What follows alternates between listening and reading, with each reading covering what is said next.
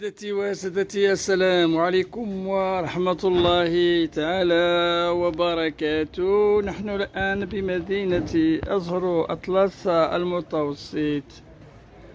اليوم سنحتفل بعيد العرش المجيد 2025. سنحتفل هنا الفرع الإقليمي للصحافة مستقلة بمدينة أزهر وجمعية الإعلام والتواصل هنا بمدينة أزهر وجمعية تامونت يحتفلون هنا بمدينة أزهر أطلس المتوسط بمناسبة عيد العرش المجيد.